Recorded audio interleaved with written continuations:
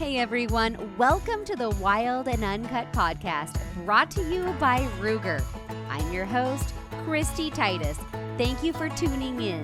The line is going hot, so let's go full send on this episode.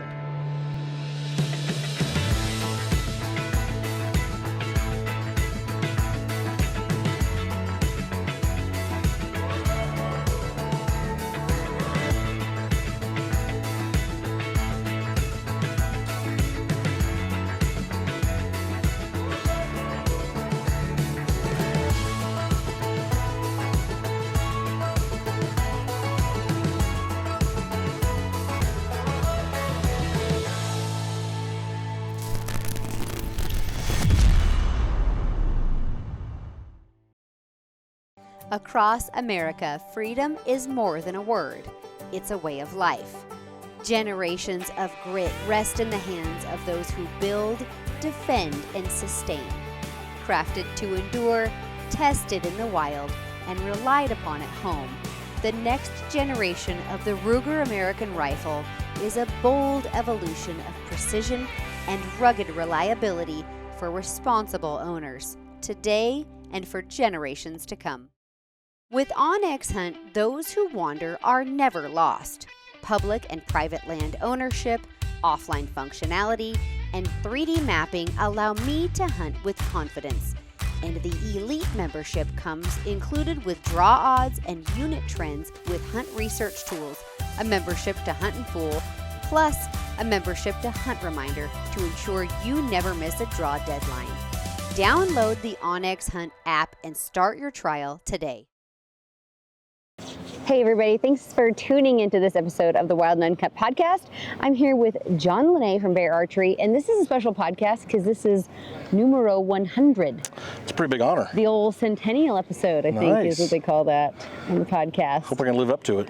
Well, I know I won't, but I had to bring somebody else on here that was interesting because nobody wants to hear me talk. That's a stretch. Well, you have been in the archery industry. We're here at the Total Archery Challenge in what they call it Lead, South Dakota. I've been calling it Lead, but it's Deadwood. Deadwood, Terry Peaks, yeah. It's beautiful. Cool venue. Very cool venue. Yeah. How many of these have you been to now? So I try to do 2 or 3 a year, at least. So I guess I've been to maybe a dozen of them, close to a dozen of them. This year I'm doing fewer of them than I did last year. Yeah. But luckily we've got a big team and we can kind of spread out the workload. But this is a really nice venue. Yeah. So, and do you have a favorite venue? I really liked when it was at the Canyons in Park City. Sure. But I brought the family out, so it kind of made it a little bit more fun.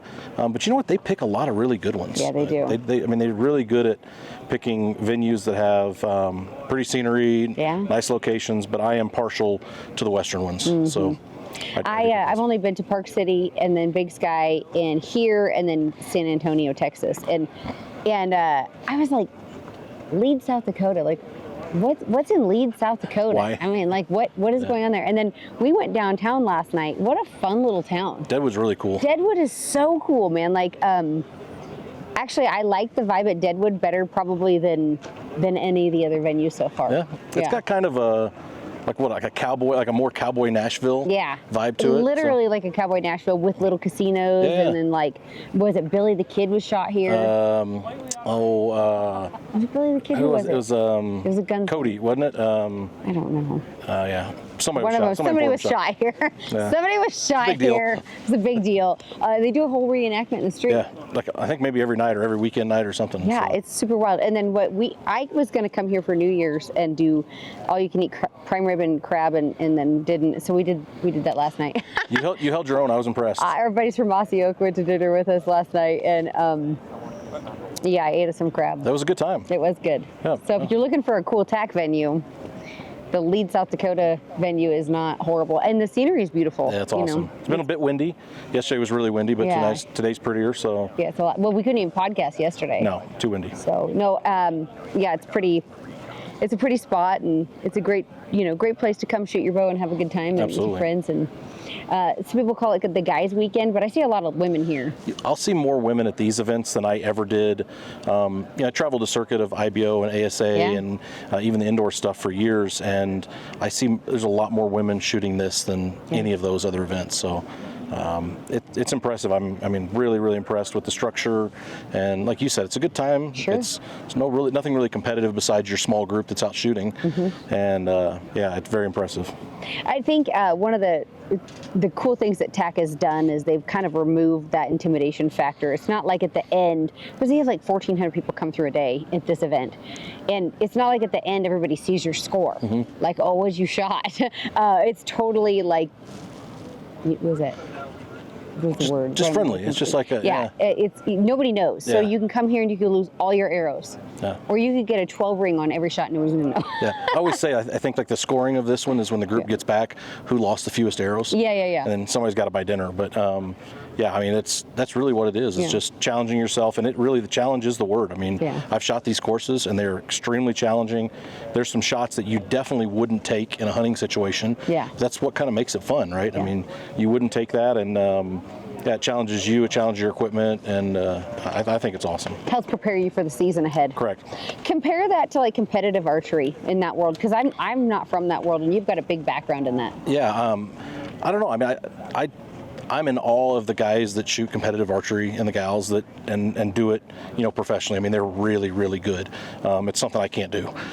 This I can definitely do. Yeah. I don't know. It's a different mindset. I mean, I think that, I don't know anybody that's coming out here and doing TAC, what I'll call professionally. Yeah. Right. I mean, that's a job for those people that are shooting, indoor stuff and 3D, and it's just a different game. And I think that, I mean, yes, the structure, in terms of what you're doing, you're shooting a 3D target is the same. But I don't know. I mean, I'm in awe of, the talent there. I'm in awe of the experience here. So, and I think this is one where people, like you said, are comfortable to come. Bring the family. I see guys here that I know have to be new archers. Yeah. I mean, you can tell just by the way they shoot. The way they shoot, the equipment. Like, you can just tell they're new to it.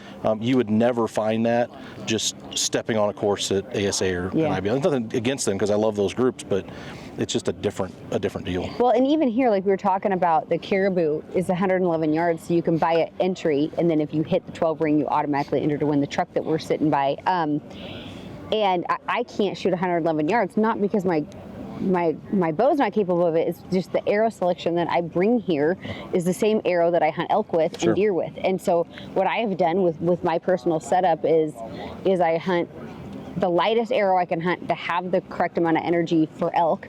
At any distance that I'm comfortable to shoot, and then but it's the lightest version of that as I can. But I could be much lighter.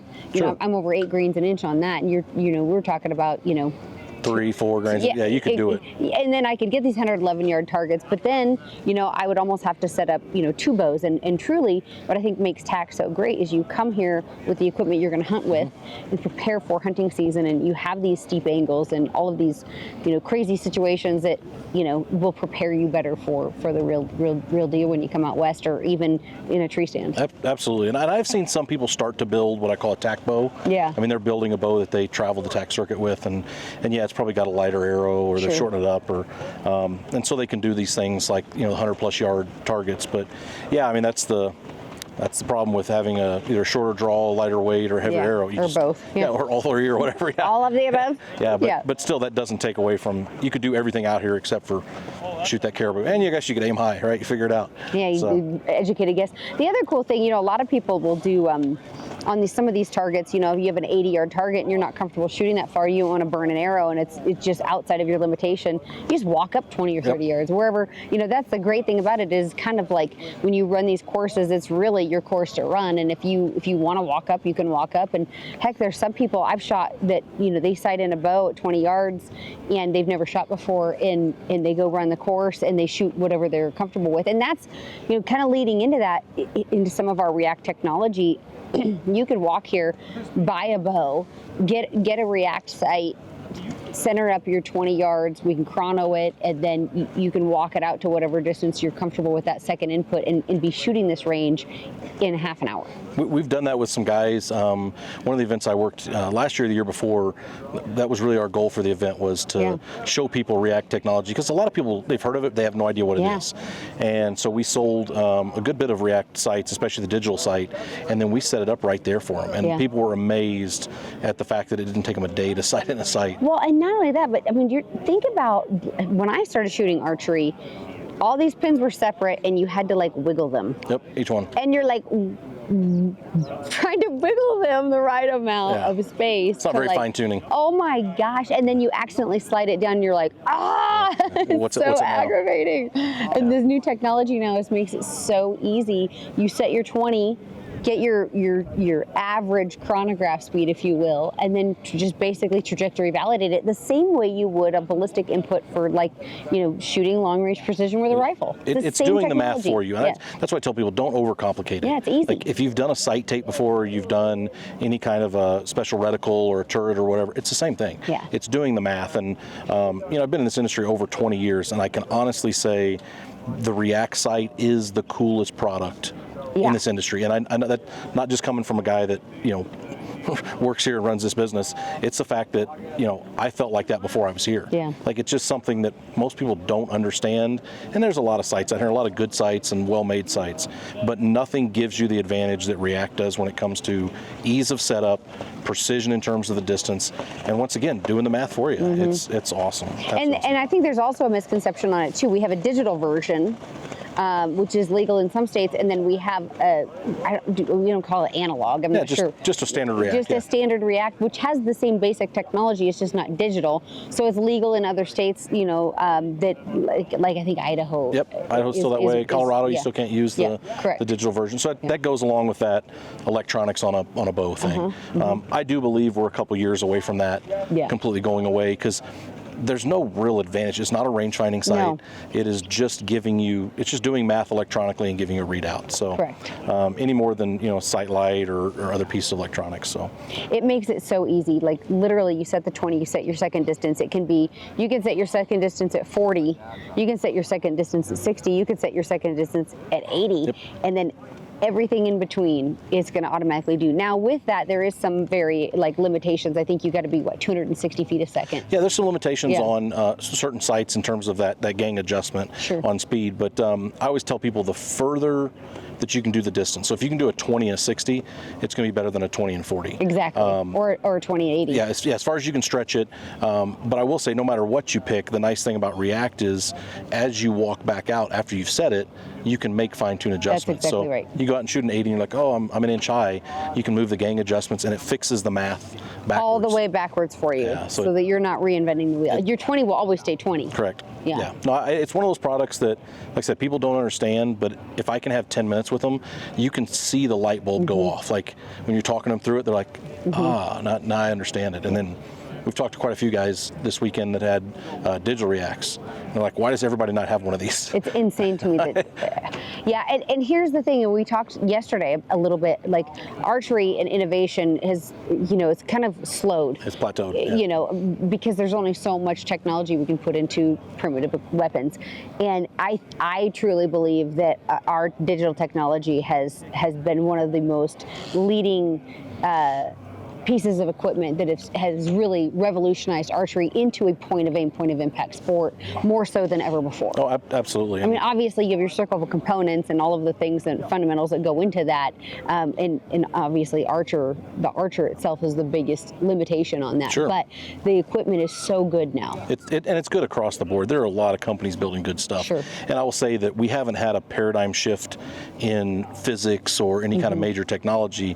Where everybody's at now is, I think we're fine-tuning things, right? Sure. Bows are getting a little quieter, and they're getting smoother to draw, and arrow equipment's getting better, machine components are getting better, but there's not been a paradigm. Really, in my opinion, the paradigm shift happened probably 20 years ago with the heavily preloaded limb. We went from, that's where we're getting the energy and the speeds we're getting out of bows. But I mean, something will happen at some point, but we're kind of in this weird plateau point. So things like the React are a big deal. Well, and my Bear bow that the persist that I'm shooting now, that bow right now is the farthest I've ever been able to shoot with my hunting arrow. And in the past I've had such limitations on distance because of my arrow weight, draw length, draw poundage. And one thing I really find that I love about our bows is they just draw so easy. So I can actually draw more poundage than I've ever been able to draw in my life, because our bows are just so comfortable. The big cams make a big difference. Yes. Yeah, and you're at like the low draw length scale of that big Echo cam.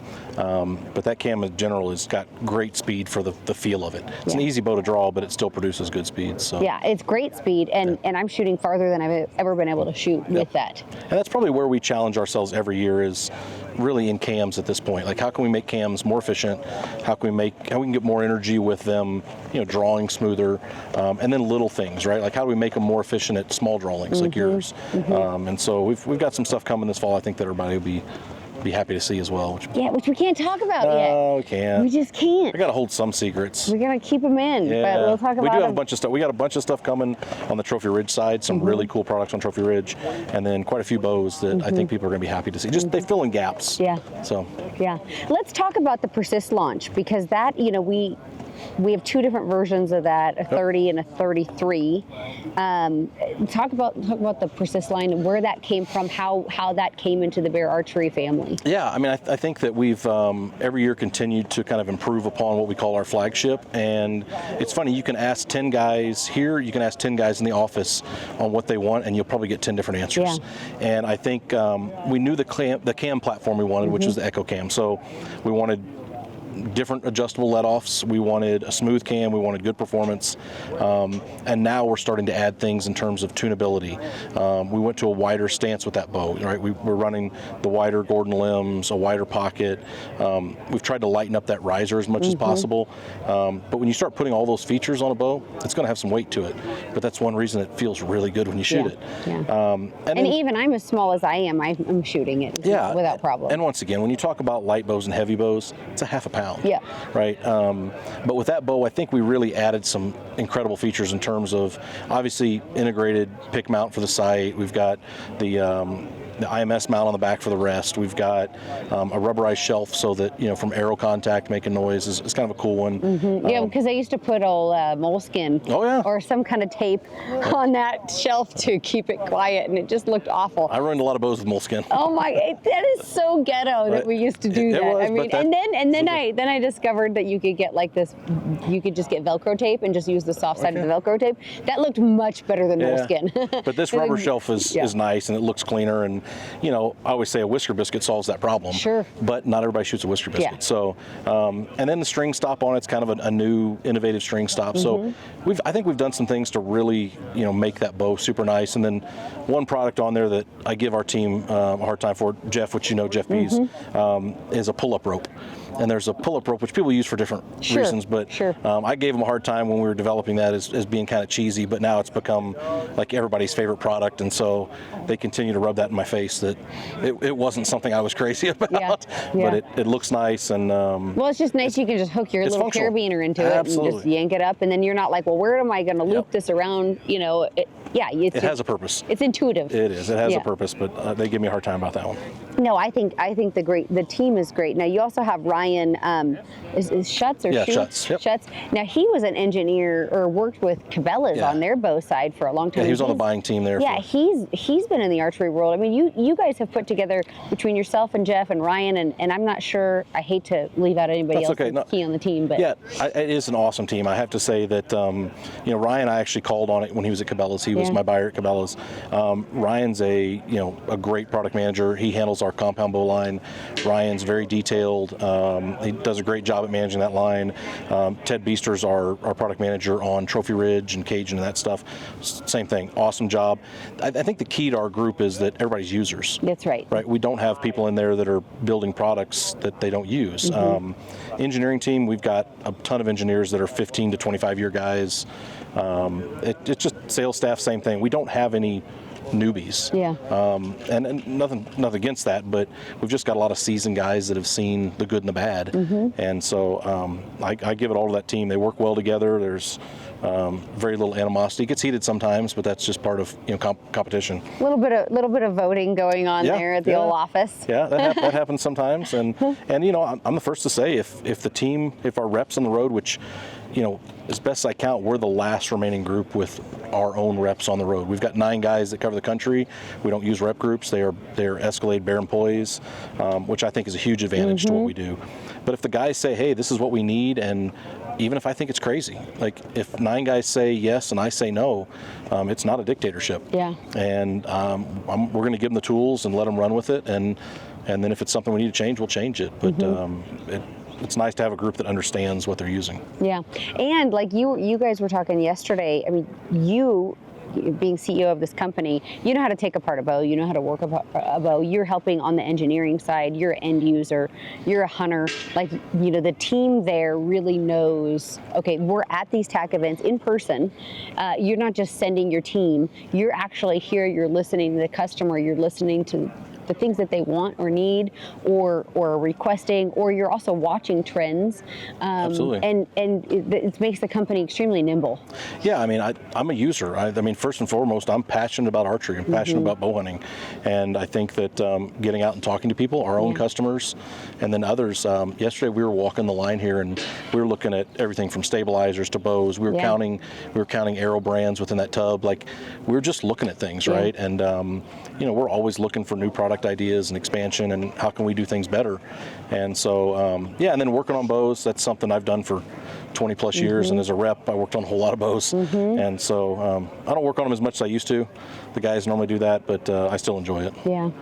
Yeah, it just shows the breadth of experience. But really, I mean, if you think about who Fred Bear was, that's who he wanted to connect with. It was people that really had an appreciation for the sport of archery and for, you know, wildlife management and all of the things that the experience of the outdoors and the experience of the outdoors is always better when we have a good experience with our equipment. Oh, sure. You know, if we have an equipment failure on a hunt or something, there's nothing more frustrating. And so having a good product that you can stand behind and just to make that whole experience come full circle, whether you're successful or not.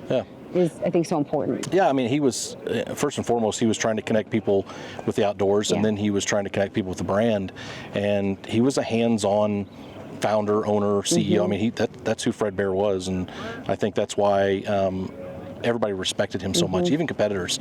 I talk to competitors, I know a lot of the guys that run the other companies, and it's funny because they all have unbelievable respect for Fred Bear. It's funny, you know, there's not a lot of that when it comes to companies, right? And, but it was because of the way he felt about tying people to this sport and product, and that's really our goal. I mean, we all feel like we have a huge responsibility to kind of uphold his legacy, but we're just trying to give people a good experience.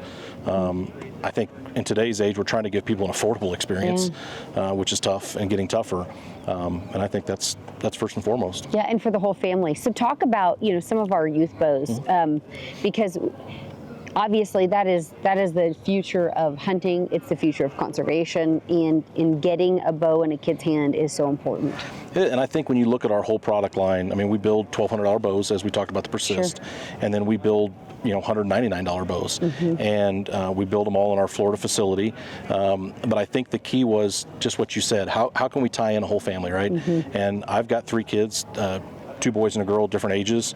You know, a wife. That's like, when you talk about 5 people and buying equipment, it gets really pricey. It gets pricey, and also it's like, we build really good equipment at $199 and $299, and so like my daughter started on a Royale, and a Royale is, like I said, Gainesville built bow that full packaged out, less than $400, and then it kind of goes up from there. So our youth stuff, Cruiser, Royale, even what I'll call prior to that, like what I call kind of the recreational kids bows, you know, our more plastic, like Apprentice and Brave and Valiant. We want that first experience. Even if a mom goes in and buys a birthday present, right, and they spend $50, you know, wherever, Bass Pro or Cabela's or wherever. We want that to be a good experience, and then we'll get them into a Royale or get them into a Cruiser, and then we hope to keep them, you know, for their whole journey. But like I said, I think that was Fred Bear's mission. It's stayed our mission, and I don't see us straying from that. Trust me, I'd love to build, you know, 100,000 high-end bows. I'd love to see everybody out here shooting our high-end bows. But we've got a lot of other customers, and it's an important part of who we are.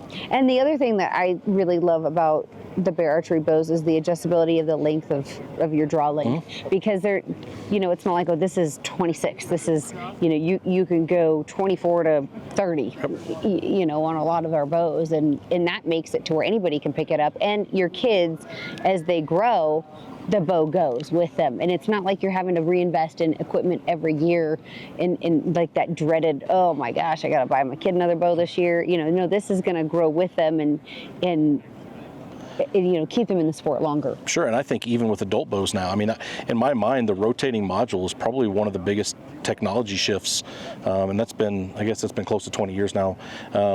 But that's huge, not only for the consumer who, like you said, next year somebody grows or wants to change, you don't have to change it, but our dealers, it's been huge for our dealers who stock bows. I mean, they're spending tens of thousands of dollars to have product for you on their shelves.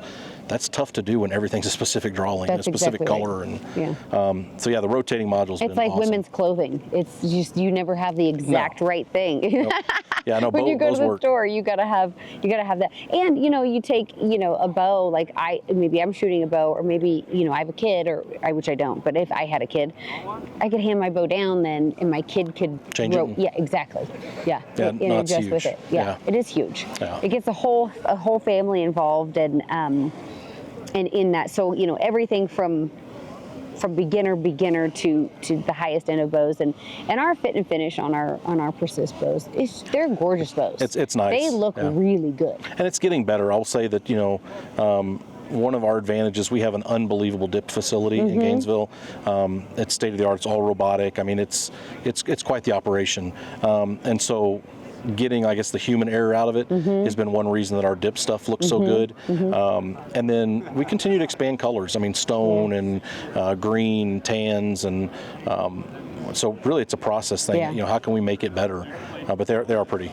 And anymore, when you look down this thing, there's people like pretty. Yeah. They like matching strings and cables and stabilizers and.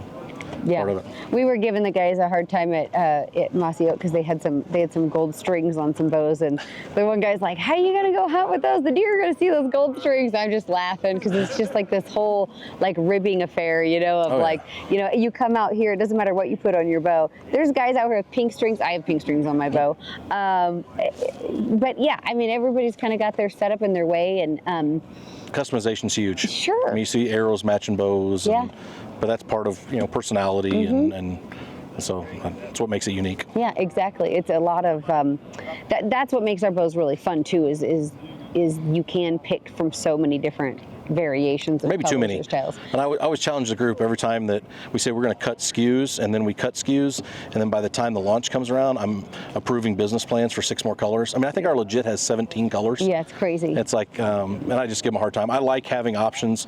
It's hard to manage. It's hard to build stock for that, but it does make it unique in the fact that kids want the wildfire orange, or they want the green toxic, or so.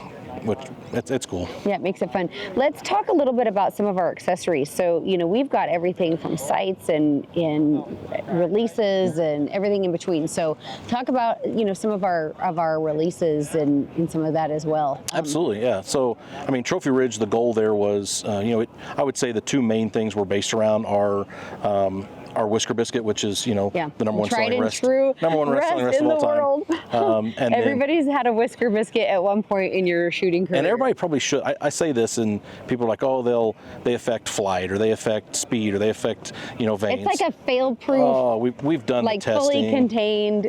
They're error proof, and some of I always laughed because I worked for PSE for a decade, and Pete Shepley, and who I respect greatly, and he was a Whisker Biscuit guy. Yeah. As much as it was somebody else's rest, and he hated that part of it, you saw Pete with the newest equipment. And a Whisker Biscuit. $1,800 carbon bow, but he had a Whisker Biscuit on it. That is so funny. He's like, the thing works. It does what it's supposed to do, and it's foolproof. So, we base our stuff really. Whisker Biscuit's a big one, and our React technology. But when you look outside of that, we've got sights from $39 to $399, and we sell a ton of React stuff from $99 on up. But the nice thing about it is you can find a Trophy Ridge sight, like our drive style sights, which are wheel driven. Yeah. This event, they're hugely popular because you can have either a single pin, or you can have a 3-pin with a driver, with that 3rd pin going 40 to 120, let's say. So that's been really big. We continue to try to make improvements to those sights. I think we have the brightest fibers, and we hear that a lot. We've added a rechargeable sight light to almost all of the sights now, so it's like a $40 light, and sometimes you'll get it on a $99 sight. But that makes a really cool feature, just something different. And then when you look at rest, I mean, we've got cable-driven drop-aways, we've got limb-driven drop-aways. Our Propel rest has really been popular as well, and once again, affordability. It's $99. And releases, so that's one thing that people probably don't see much from us. We've got handheld and wrist strap releases from youth on up. Single caliper hooks, double calipers. We're actually working on a revamp of our entire release line. You're going to see some really cool stuff this fall on the release line. And then stabilizers, our Hitman series. That's what I'm running on my bow. Awesome. And we've got like this event here, the combo kits we run, 8, 10, 10, 12 are perfect for this event. And once again, I mean, I see stabilizers out here that are $300 per stabilizer. That's unreal. You can buy a Trophy Ridge kit for $200 with 2 links, back bar, the whole thing. So I mean, when you look at the Trophy Ridge catalog, you see everything. Stabilizers, rests, sights, quivers. I mean, our lighted hex light and our Versa quiver. Yeah, I have the Versa. I love the Versa quiver. It's awesome. That was one that was kind of my baby with Andrew, our engineer, and I mean, you can shoot single gripper, dual gripper, short, long, riser mount, whatever. I love that quiver. I'm a little partial. Well, and the nice thing about it is, like, so many people are like, oh, I forgot my headlamp. You don't need to worry about it. No, it's nice. Yeah, you got the quiver. It's good. And it is a green light, and so you just stroll through the woods and comfortably, confidently, and it's no problem. And it stays charged for a really long time. That's the other thing that's really nice about it. And that's the other thing we should actually say about the Digital React site. I'll charge that like once. It's a season. Maybe twice a year. Like, it does not, it's not like it's something, and I think when I was talking with the engineers, when they were testing the battery life on that thing, they'd put it in the freezer in the freezer. Yeah, we left it on for days, and that thing would stay on. We did water, unreal. we did freezing, we did heat. I think it's about 72 hours if you had it full run, but you gotta remember the thing's shutting off all the time. So it's kind of going to sleep mode. So in general, most of our guys, they can charge it before season and it runs all the way through season. Yeah. So depending on how much you're shooting or for practice. Right? Yeah, but once again, it's how much you're changing it, because it's got to bring up the lights, bring down the lights. But no, I think what sums up Trophy Ridge is it's like, we want affordable performance, right? We want to be able to sell you an entire archery kit for a few $100, but yet we want it well built, we want it to perform, and want it to be durable. So that's really what Trophy Ridge is. Yeah, products that are made to run. That's it. Yeah, field tested. So. Yeah, and that makes it really great. And the other thing, like I can say about our quivers, especially with some of these micro diameter arrows anymore, is our quivers hold them. They do. And that is the most aggravating thing. I have literally walked to a deer stand before in the past and had arrows come out of my quiver on the walk. And and you get to the stand and you're like, where are all my arrows? Well, they're somewhere on the ground back there. And our quivers are designed to hold your micro diameter arrows on up to your larger diameter arrows. So, and they'll have different inserts you can plug in or pull out and kind of customize it to however you want it. Yeah, we have some that'll have different grippers that you can change in and out. We've got a price point quiver that we're working on that it will hold everything from a 1.66 to a crossbow bolt. Yeah. Which is pretty slick. Pretty unreal. For a quiver that's going to be $30-something. Yeah, I used it yesterday. Yes. And it held my tiny arrows. So we're doing a lot of testing on that, but that was one that came from our sales team, especially Jeff. He's like, we got to have this, and this is what people are asking for. So that's what we do. What other consumer trends are you seeing out here on the road, with people and gear, or questions or changes? Yeah, I mean, I think that right now, I'll say with kind of the economic uncertainty, you're seeing people, look probably more at accessories instead of new bows. You're seeing a little bit of that right now. Or our business, we're selling a lot of our mid-price point bows, which tells me that these are guys that haven't owned bears before, and they're buying $500 and $600 bears, whether it's Alaskan, whitetail, INT, the Adapt bow. Chuck Adams, he's an Alaskan fanatic. Crushes the world with the Alaskan. Yeah. I say, Chuck's proof of what a bow can do, and he's awesome with that thing. So, but I think we're seeing people that are realizing that they can buy a bow like this, outfit it, and money is tight for a lot of people now, and I think there's a lot of uncertainty and I think that's the biggest thing I've noticed. And then I think that there's some cool flashy products, arrows, releases. There's some things that people are willing to spend some money on, but I see people spending more money on experiences and not as much equipment right now. And you know what? I think that's one thing that one of our guys that's on our team, he made the comment, and it was perfect, because I'm like, how would you explain bear?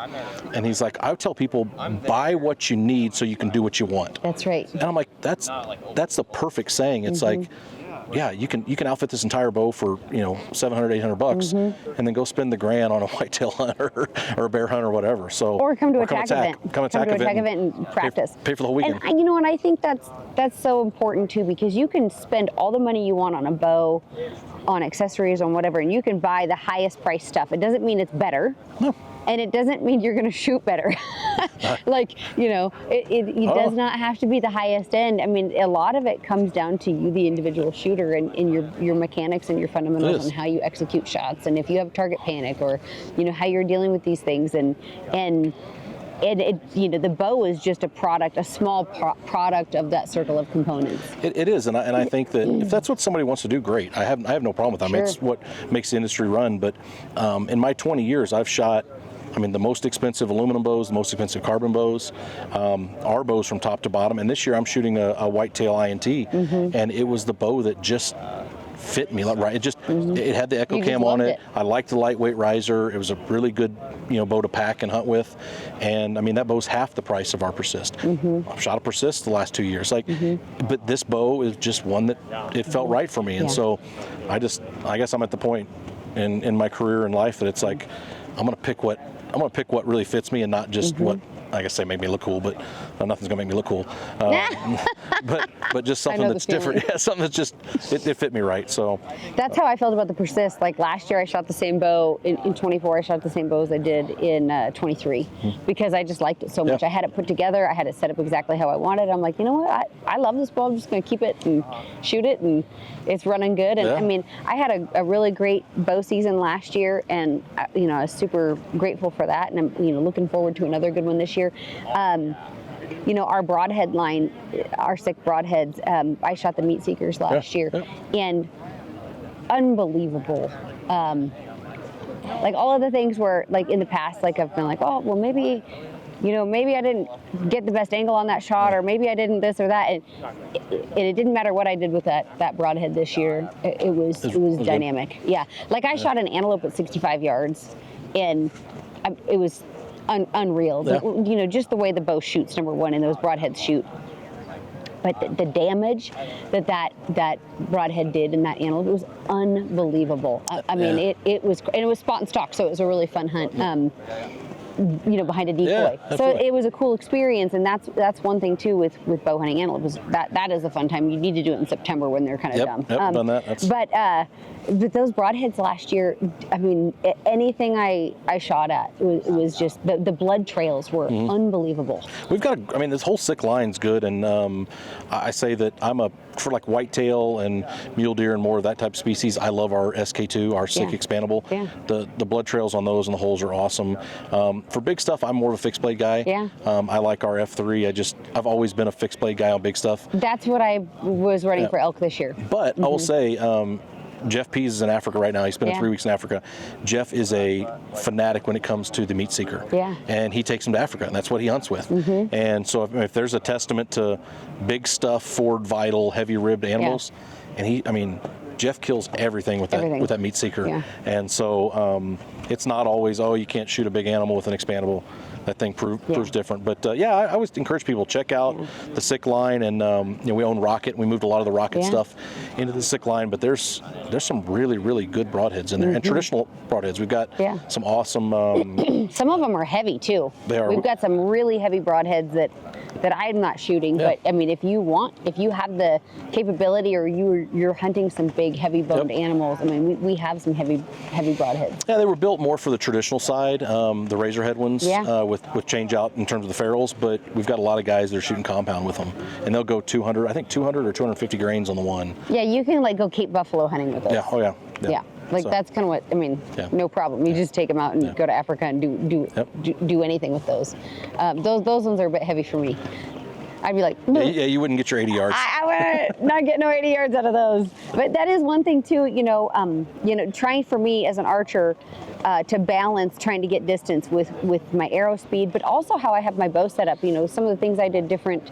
Because it's been 2 years now, I put a kisser button on, and so I was able to move my peep sight up a little bit, which gave me changed your anchor a little bit. Exactly, I changed my anchor, brought it back, gave me a little extra draw length, because my poundage only adds so many feet a second. I think for every pound or 2 pounds, it's like not even a foot. Yeah, you're not going to get much. You're not getting much. I mean, most of your speed is coming off your draw length. And so, trying to get stronger has helped me. But, when I'm hunting elk, I'm pulling 58 pounds. But when I'm hunting in a whitetail stand, I drop almost 10 pounds off my bow, because when I sit there and it's 30 degrees, draw when you're cold. I can't draw when I'm cold. I was hunting Missouri 2 years ago, and I forgot to drop my poundage, and I was with David. And I went to draw on a deer, and oh my gosh, I was like, uh-oh. Took everything to get it back. I literally took everything I had to get it back, and I literally was like, well, this is not good. So I went home that night, dropped my poundage, which is great. You can drop my poundage on my bow right there at home, adjusted my 20, and I was up and running, the next day and with a much more comfortable draw, Well, I tell people, shoot what's comfortable. Yeah. Even looking down this line, it's amazing how many people are over length and overweight. Yeah. Like, if you have to fight that bow in the air to get it back, it's overweighted. Yeah. And if you're fighting the bow to keep it back, and I watch guys that, are way overextended, but a lot of that's, I shoot 30 inches and 70 pounds. You're not shooting it well. Like, you're a 28 and a half and shoot 63 pounds. Yeah. You'd be better off. And there's enough stuff with, sharp broadheads, lighter arrows that still have, smaller diameter stuff. There's enough components that you can change. You can't change draw length. It is what it is. It is. And a lot of times weight. You can say I'm going to shoot more and get stronger, but there's limitations there. Sure. Use the equipment to do what it's supposed to do. But I tell my kids the same. Anytime we're shooting, or anybody I set up to shoot, like, let's get it right the first time. Don't worry about the weight. Don't worry about anything else. Let's get form right. Let's get the ability to draw right. And those people are more accurate shooters, period. Yeah. They just are. And a lot of the states, even on their biggest game like elk and stuff, they've dropped their draw requirements. So when I started shooting archery, you had to pull 40 pounds for deer and 50 for elk. Well, a lot of states, because the technology in the bows have improved so much in the last 20 years that I've been shooting, they've got elk now to, like, if you draw 40 pounds, you're good to go. There's a lot of 30 and 35 pound stuff across the country. And I always say, look at, women, kids, but then also traditional stuff. Yeah. There's a lot of traditional stuff, 30, 35, 40 pounds. So it's effective. The equipment's effective at that if you make the right shot, shooting the right broadhead and right arrow. So it doesn't have to be 80 pounds, 30 inches. Sure. So talk a little bit on the traditional side, because that's a side that I'm really not familiar with at all.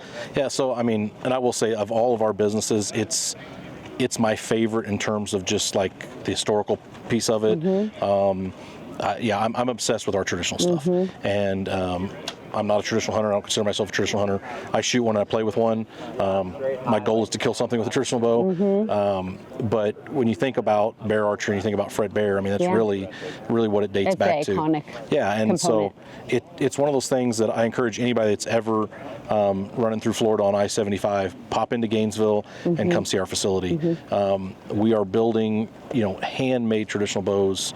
We've got an entire team that they're skilled craftsmen. It's like building custom guitars and furniture and rifles. They're collectible. Oh, it's incredible. So we've got the best facility for doing that, but we're building them on presses and molds that are 60 years old. This is the way that Fred did it. We're just doing it with new materials and glues and glass and exotic woods. And Neil Bice, who runs our facility in Gainesville, Neil's been there 45 years.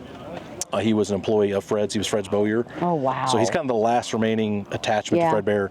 But Neil is an artist when it comes to building custom traditional bows. And our custom takedown is, I think, the prettiest bow on the market.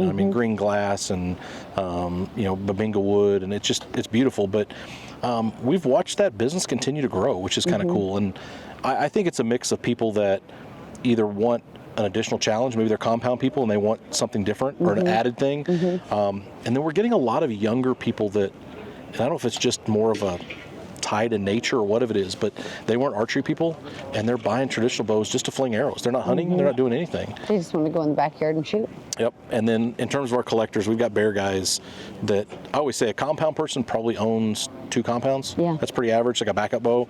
And most of your traditional guys, especially the bear collectors, they may have 10, 20, 50, 100. Wow. They're huge collectors. Yeah. But I love watching our traditional business. I love watching the bows be built. And they're true heirloom pieces. like I said, fascinated with it from the craftsman standpoint. Yeah. So the strings that we're putting on, like our compound bows, versus what you're going to find in traditional, they're completely different, or the same type of materials, or similar materials, but they're different. Okay. Yeah, they're different. And they're stretched differently. They're built differently. The loops are different. So yeah, the traditional stuff is definitely more basic, and the demands on a compound bow, strings and cables, are pretty intense, right? Yeah. I mean, you've got movement, you got stuff wrapping around cams, you've got serving. It's just different. Yeah. A lot of wear. A lot of wear. Because there's so many moving parts. It is, and we've got some good partners on the string side that that we trust with what they build. And sure. So yeah. No, that's such an important component too, and I have seen some people take some razor sharp broadheads and touch those strings, and you're like, ooh, dog, you just made a mistake. I get them sometimes. You gotta be careful with that. Yeah, it's just no different than the stuff that we have come to the booths at these events, and I don't know, this just happened. And you can see a string's been cut like with a cleaver, or you can see a limb's been hit against something, right? And it's like, I have no idea what happened. But we take care of them, and people make mistakes. That's sure. It's archery. Sure. So, yeah, no, I mean that's part of it too. On the traditional side, so you guys are making the bows out of glass, fiberglass, and different exotic woods. Correct. All three of those different components, are you blending them, or are they all unique? So I mean, so like each bow will have, normally, like let's say we stick with a certain kind of wood. Now we run all sorts of we run Shadua and Babinga and maple. We run a lot of dyed maples, clear maples, and then if we do some really exotic stuff, like if we have special projects, there can be some. We do Purple Heart, we do Macassar, ebony. So there's some really cool expensive stuff. So what you end up doing is you end up taking the solid hardwoods, and then as you look through a traditional bow, you can see the layers, and we'll build up, like you'll take the hardwood, you'll take a piece of another piece of wood that gives like a stripe, and then you'll put a piece of glass. So it may be green glass or black glass or clear glass or whatever, and that's what gives you that elasticity in a bow. So it's kind of layered up, and then all those layers have to be glued together, right? And they're pressed under heat. And then, like if you ever see say like a $1,500 traditional bow, it looks pretty rough when it comes out of that process. And that's when it's hand laid up, but then once it comes out of the press, they've got to shave off the excess, and they've got to file the thing down, and they've got to sand it by hand, and they do cable lineup to make sure everything's perfect. And like I said, it's an art. It does sound like an art. I can't wait to go to the factory in July and you're gonna love it and see all of this kind of come full circle. That piece, even for a non-traditional hunter, is the most of all the manufacturing in this industry that I've seen. It's the most fascinating. Well, and even the dip process is cool with the water and the color dip just kind of floating on top. I call it magic. Yeah, it is so cool how you can just go bloop, and it comes back as like a different thing. You take that thin film, and then the activator gets rid of what I call the film part of it, and you're really ink floating on water. And like I said, we invested in this tank a few years ago, and it allows us to do a massive amount of bows, but then it also allows us to change. We can change the pattern every dip instead of running a roll of film. Oh, really? Yeah. So we cut the film, and we can run we could run 7 or 8 different kinds of bows every day through the thing, which is highly important.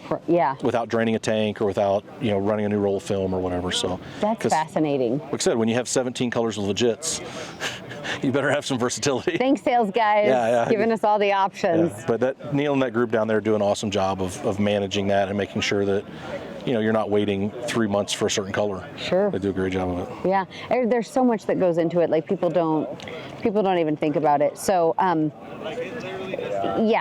the technology and the change. I mean, Fred Bear, when he started all of this, obviously he's not the first archer, but when he started Bear Archery, I'm sure he never imagined where technology with archery would go, but also the amount of women and kids that are now involved. And I really feel like that is the heart of his legacy and those in that generation, because making it an inclusive sport for everyone in the family has been so important. And I give a lot of credit to this group. I think this TAC operation has been huge for integrating kids and women, and I think that the equipment is accessible now, and I think that's big. You've got to have manufacturers that build equipment that you can outfit a family for, and then have a venue to go do it. And I think even this kind of generation that's here is getting kids and women involved more than probably the past. But Fred was, I mean, if you read anything about him, watch his stuff, all he cared about was getting people in the outdoors.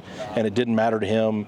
He wasn't an anti-anything. No. And I think that's the key too, that he never ribbed a gun hunter either. No, and I harp on people now. It's like, I think if even in this industry, like if we spent more time like focusing on growing this sport and not the battles back and forth of oh, you're a trad, you're a crossbow, I think if we were better at that, I think this industry would be growing, and so I think that's important. But yeah, it's exciting, like I said, to see the women and kids, and I love talking to the kids when they're here. We have a youth shoot that we let them do and try to win a bow, and they're pretty passionate about it. Some of these kids are pretty good too. Oh my gosh, I wouldn't want to shoot against them. No, some of these kids are great. It's like when you see a kid on a horse, sometimes you're like, oh, it's just a little kid, and then you watch him ride, you're like, oh. Yeah, he's got to figure it out. Yeah, they got to figure it out. And a lot of these kids do. I mean, they sit and watch their mom and dad shoot in the backyard, and then they're aspirational shooters, and they pick up whatever bow they can get, and they just become proficient. Yeah. It's really unbelievable. And they still have young eyes.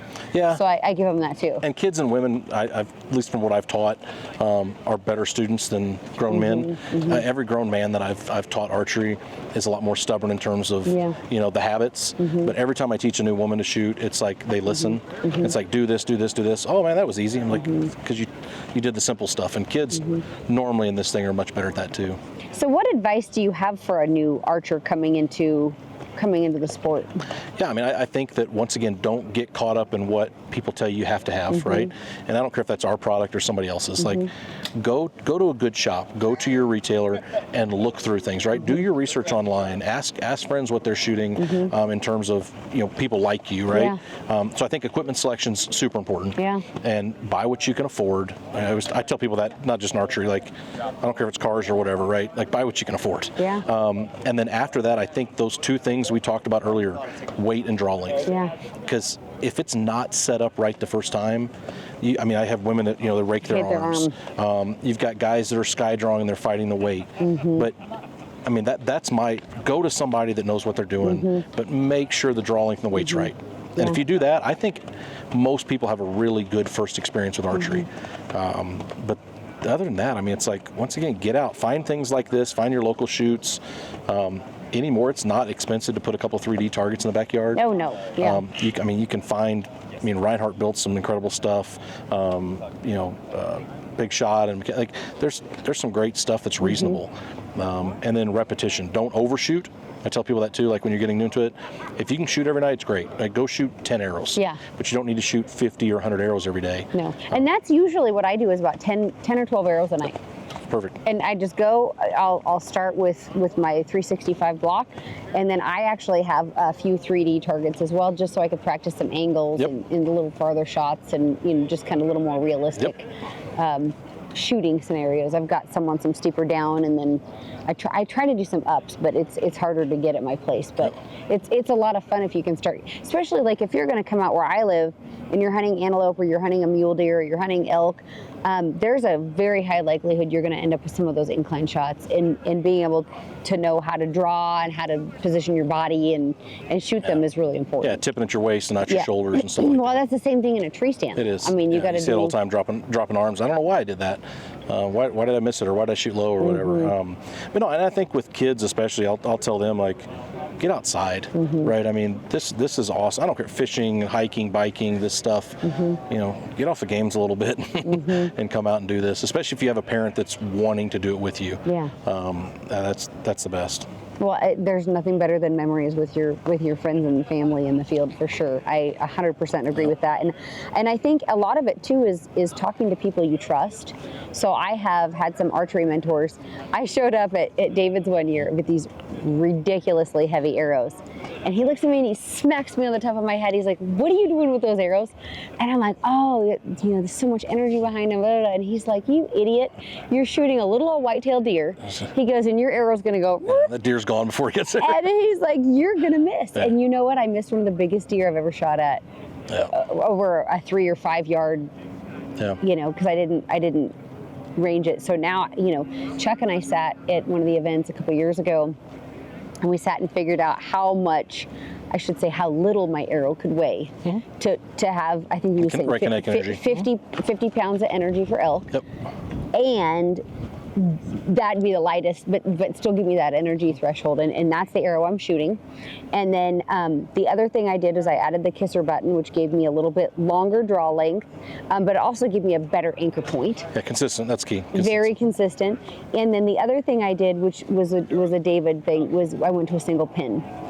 Because I had some deer, white-tailed deer, that were really close, and you know, I missed them or whatever, you know, kind of a poor shot, and David would say, well, what pin did you use? Well, I all the pins are on the deer. Like, so sometimes, you know, when you're novice like that and you get excited, or not even just that you're novice, it's just that you're darn excited. Something simple to focus on. It's too many things to focus on. 20, 30, 40, which one am I using? How do you pick that spot? That's it. And so for me, moving to our single pin has really changed things for me. Also, I can still set a max point blank with that pin. So, you know, I can set that pin at 40 yards and I can shoot 25 yards to about 43 yards. You know what the circle is. On an elk. Yep, you know what the circle is. Yeah, it's like here's a pie plate or whatever. Exactly. Yeah. And I can test that at home. So I can still kind of run it that way, but it forces me to stop, because I do have, you know, because I don't have a huge draw length. I'm only 26, and it forces me to stop and be perfect. Yep. Okay, I'm going to range this animal, and I'm going to pick this one spot, and I'm going to shoot the one spot. And it has taken the mistakes that I had been making from being an archer is taken and reduced those that were now, you know, I'm not having those mistakes anymore. And I think with heavy arrows, there's definitely been a trend to go to this heavy stuff. I mean, there's all sorts of different companies that are building massively heavy arrows. And back in, between like 2006 and 2015, I killed a lot of animals with fast bows and a lot of long distance animals with fast bows. And I was at the point where I was looking at arrows to find out, same thing, like, you know, I always say that the speed number is what gets squared in the formula for kinetic energy. It's not the weight. That's right. And so I want to find out what's got enough momentum to do what I want to do. But I was big on the fact, especially hunting out west, that if I make a 5-yard error in judgment, who cares? Yeah. Right? And you get to a point with some of these arrows that you can't make a 5-yard error. No, and in that's judgment. where I was. I couldn't make a 5-yard error in judgment, or, you know, if a deer came through and I didn't have my trees pre-arranged and then have the mental fortitude in the moment to like execute the shot perfectly, you know, like I was missing. Yep. And so I had a lot of arrows that, I mean, of course, at that time I was shooting some speed and, you know, 20.5 inches draw at, you know, 75 pounds. But, you know, I was running arrows that were, you know, 400 grains. Some of them were even lighter than that, but with a 100 grain head. And so I wasn't shooting 600, 700, 800 grains. But that arrow was zipping, and I just felt comfortable with what I was doing. Now, if I was going to go someplace, Africa, and I knew I was going to shoot, for the most part, 20 yards and in a blind, that's fine. Weight it up and I'm fine with it. But especially if you're shooting dangerous game or something like that, you have to have heavy. That's fine. It's a totally different world. But you can change that, and I tell you, that's a cool thing about the digital react, is that something a lot of people don't know. You can run multiple profiles within that thing. So like if you want a heavy arrow and a light arrow, or you have a target bow and a hunting bow, switch the thing out, change the setting, and it's done. And the dovetail makes it easy too. So if you're flying, I have just a marker line on mine, and then I can just re-index it and shoot. Yep, no, it's really cool. Which makes it super simple with that dovetail on there. So. The way technology has changed, the way we can travel with our equipment, the equipment that has come to market. I mean, there's a lot of small innovations. I think every year it feels like, we, you know, as a company, sometimes it feels like maybe you're not making a big difference in technology, but it is. It's all of these small things that, you know, how do you eat an elephant? One bite at a time. Same thing with what we're doing. Is a lot of these innovations might feel small year to year, but if you step back over the course of 10 or 20 years and you look at the impact, it's substantial. And I will say, each year, I mean, ask our group internally. I mean, if you got 100 and some odd people working every year full time to make little changes, they think it's a big deal, right? I mean, I got engineers, that's all they do. Yeah. And you know, just for little things of cam efficiency, or I mean, something as simple as the Echo Cam changing where the draw length numbers are, so you can work on it from the front side of the cam. That's simple. Yeah. But that was a lot of work. It makes a big difference for the end user. Absolutely. Too. But that was a lot of work for somebody, not just for the consumer. So it's neat to see those little shifts, and it makes the big ones, I think, seem more important, but just not as many of them anymore. Well, now everybody just has to stay tuned for our September draw. We've got some good stuff. Yeah. I mean, I think people, like I said, especially on the accessory side, there's going to be something there for everybody. Yeah, really excited about it. Yeah, lots of good things coming. So I appreciate you. Any parting words of advice or any wisdom you want to share with our listeners and viewers? No, like I said, I think that you hit on a lot of it. If you're listening to this and you want to get into archery, go find a good, retail shop, make sure you're set up right, and then get out and do some of this stuff. I mean, that's the great thing about the summer is that there's nothing to hunt. No.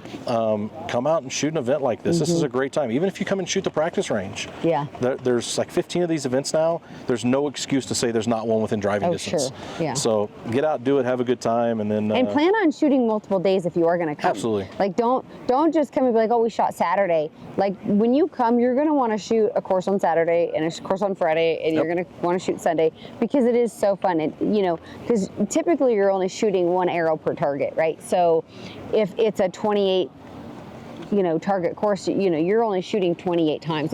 You're not shooting a ton, but there's a lot of walking, a lot of moving, and it's just good fellowship. Bring your kids. I mean, there's ladies doing some of this stuff in strollers. I saw one with a baby strap to her. Yeah. I'm like, on their backs oh yeah. too. I'm like, that's impressive. Yeah, it's unreal. Yeah, get out and do it, and then. Like I said, for the Bear people out there and Trophy Ridge people, we appreciate it and appreciate the support, and tell us what you need, tell us what you want, and we love the suggestions and the feedback. And then if you haven't taken a look at Bear and Trophy Ridge, I encourage you, go into the shops, take a look, get online and look at the stuff. Shoot the bows. Absolutely. I mean, there's something. If you can't find something in that lineup of bows, there's something wrong. So yeah, no, we appreciate it, and keep at it, and good luck this fall.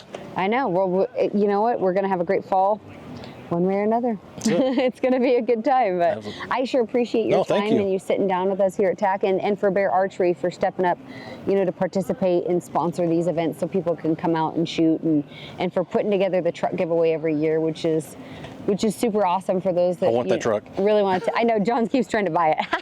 Whoever wins it, if you want to sell it, call Jon. Call Jon because he wants to buy the truck. No, they have upped their game from a truck standpoint every year, and then our guys so we do all the design work on it internally, and Trevor, who's our graphic designer, did the design on it this year, and I love it. Awesome. I love it. Yeah, the grizzly bear is super cool. So it turned out good, and man, it's a heck of a nice truck. With the claw stripes, it's a cool truck. So for somebody with no graphical expertise, no skill there, I'm always appreciative of somebody that can do that. Oh yeah.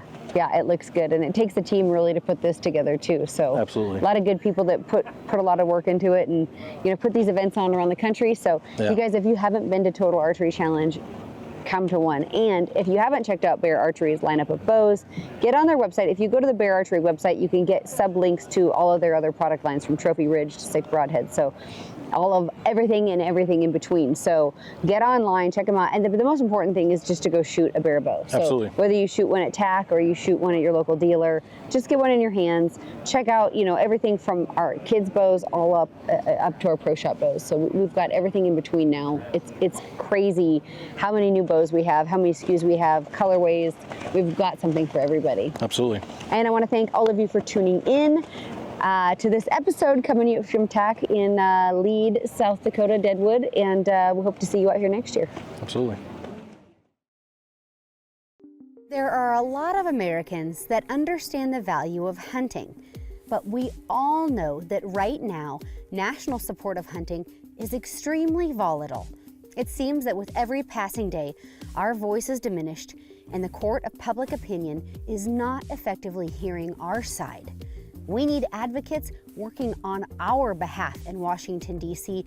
to defend our freedom to hunt. And thankfully, when we need it the most, we have that advocate in Safari Club International. SCI's world headquarters are located in Washington, D.C., just blocks from the United States Capitol, which means that SCI is on the ground with our congressional leaders and federal agencies on our behalf, on behalf of the hunting community. SCI has an active political presence in all 50 states through their extensive chapter network and government affairs staff. If you have ever wondered why you should be a member of SCI, you shouldn't wonder anymore. Join us in the fight to defend hunting. Go to safariclub.org to learn more. Thank you all for listening to the Wild and Uncut podcast. If you would like to hear more, be sure to not only watch, but subscribe to my Pursue the Wild digital series airing on Carbon TV and YouTube. And while you're at it, follow me at Kristy Titus on Facebook and Instagram.